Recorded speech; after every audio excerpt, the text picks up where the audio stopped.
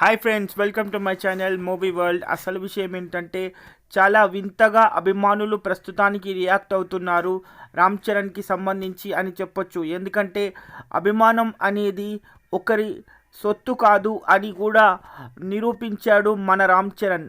And దానికి సంబంధించి అమెరికాలో చాలా అద్భుతమైనటువంటి ప్రీ రిలీజ్ ఈవెంట్ని నిర్వహించారు చిత్ర నిర్వాహకులు. సో ఒక అభిమాని చేసినటువంటి వింత ప్రచారం గురించి ఈరోజు ఈ వీడియోలో మాట్లాడుకుందాం.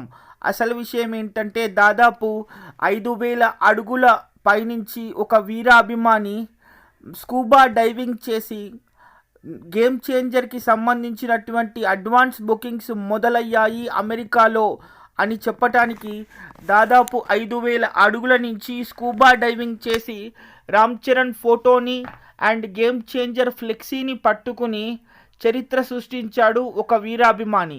అయితే దీనికి సంబంధించి ఆ అభిమాని ఎందుకు అలా చేశాడు అని ఆ స్టంట్ పూర్తయిన తర్వాత అడిగితే నాకు భాష రాదు, కానీ రామ్ చరణ్ అంటే చాలా ఇష్టం. ఎంత ఇష్టమో చెప్పటానికి నా దగ్గర మాటలు లేవు. కాబట్టి నేను చేసే పనిని రామ్ చరణ్కి అంకితం చేస్తున్నాను. నాకు చిన్నప్పటి నుంచి స్కూబా డైవింగ్ అంటే చాలా ఇష్టం. సో దానికి సంబంధించి ఒక వింతగా చెయ్యాలి, కొత్తగా చెయ్యాలి. అమెరికాలో రామ్ చరణ్కి ఎంత ఫ్యాన్ ఫాలోయింగ్ ఉందో చెప్పాలనుకుంటున్నాను. సో దానికి సంబంధించి ఇలా స్కూబా డైవింగ్ ద్వారా 5,000 అడుగుల నుంచి ఇలా ప్రమోషన్ చేద్దామని భావించాను. సో దీనికి సంబంధించి నాకు చాలా ఆనందంగా ఉంది అని ఆ స్టంట్ పూర్తయిపోయిన తర్వాత అభిమాని చెప్పడం జరిగింది. నిజంగా ఒకప్పుడు యాక్టింగ్ రాదు అని చాలామంది ట్రోల్ చేశారు. కానీ తన 16 సంవత్సరాల సినిమా కెరియర్లో చూస్తే తొలి సినిమా నుంచి చిరుత దగ్గర నుంచి ఇప్పుడు గేమ్ చేంజర్ వరకు ప్రస్తుతానికి రామ్ చరణ్కు ఉన్న ఫ్యాన్ బేస్ మామూలుది కాదు అని చెప్పాలి. ఎందుకంటే ఇటు హిందీలో కానీ, తమిళ్లో కానీ, మలయాళంలో కానీ, సో దానికి సంబంధించి అమెరికాలో కూడా సబ్స్టాన్స్ ద్వారా రామ్ చరణ్కి వీరాభిమానులు ఉన్నారు అని చెప్పడానికి ఇంతకన్నా వేరే సాక్ష్యం అవసరం లేదు.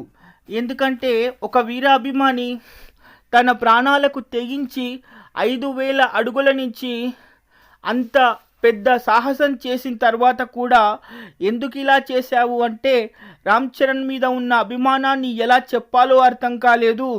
నాకు భాష రాకపోయినా కూడా నాకు రామ్ చరణ్ మీద ఉన్న అభిమానాన్ని తెలియజేయాలి అని భావించాను.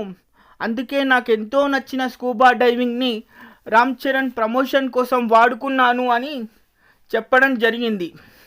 అయితే నిజంగా ఈ 16 సంవత్సరాల కెరియర్ గురించి ఒక్కసారి మనం విశ్లేషించుకుంటే చిరుత దగ్గర నుంచి స్టార్ట్ అయిన ఈ ప్రయాణం మామూలుది కాదు అని చెప్పొచ్చు. చాలామంది కేవలం వారసుడిగానే వచ్చాడు ఇండస్ట్రీకి అని అన్నారు. కానీ అంచెలంచెలుగా ఎదిగి తనకంటూ ఒక సపరేట్ ఫ్యాన్ బేస్ని సాధించుకున్నాడు మన రామ్ చరణ్. అయితే ఇప్పుడు డైరెక్టర్స్ ప్రస్తుతానికి రామ్ చరణ్ని రాయల్ చరణ్ అని పిలుస్తూ ఉంటారు. ముఖ్యంగా తన సినిమాలకు ఇష్టపడే అభిమానుల కన్నా తన వ్యక్తిత్వాన్ని ఇష్టపడే ప్రొడ్యూసర్లు, డిస్ట్రిబ్యూటర్లు, హీరోయిన్లు అండ్ చిత్ర నిర్వాహకులు చాలామందే ఉంటారు. సో తన వ్యక్తిత్వంతో కూడా తండ్రికి తగ్గ తనయుడు అని అనిపించుకునే స్థాయిలో రామ్ చరణ్ ప్రస్తుతానికి గ్లోబల్ స్టార్గా ఎదిగాడు. ఇప్పుడు ప్రస్తుతానికి ప్రతి సినిమాకి లెక్క వేసుకున్న రామ్ చరణ్ సినిమా బడ్జెట్ దాదాపు 300 కోట్లు ఉంటుంది. మరి వసూళ్ళు ఎంత అనుకుంటున్నారు? అది కూడా చిన్న విషయం కాదు. దాదాపు రామ్ చరణ్ వసూళ్లు సాధించాడంటే బాక్స్ ఆఫీస్ బద్దలైపోవాల్సిందే. సో దానికి సంబంధించి దాదాపు 1,200 కోట్ల వరకు సింగిల్ షేర్ మార్కెట్ని దేశవ్యాప్తంగా తీసుకురాగలిగిన సత్తా ఉన్నటువంటి వ్యక్తి మన రామ్ చరణ్ అని చెప్పుకోవచ్చు. సో దానికి సంబంధించి చాలా రుజువులే ఉన్నాయి. ఎందుకంటే ఇప్పుడు రామ్ చరణ్కి ఒక యావరేజ్ సినిమా పడినప్పుడు కూడా అది ఒక మిడిల్ క్లాస్ వ్యక్తి కి చాలా బాధగా ఉంటుంది. ఎందుకంటే మన రామ్ చరణ్కి కేవలం యావరేజ్ పడిందంటే కూడా మాకు ఎక్కువగా ఇష్టం లేదు. ఇండస్ట్రీ హిట్టే పడాలి, పడితే 1000 కోట్లు 1200 కోట్లే కొట్టాలి మన రామ్ చరణ్ తప్ప ఈ యావరేజ్లు అవసరం లేదు అనే స్థాయికి ఇప్పుడు తెలుగు ఇండస్ట్రీని అద్భుతమైనటువంటి స్థాయిలో తీసుకొచ్చినటువంటి రామ్ చరణ్ అని చెప్పుకోవచ్చు.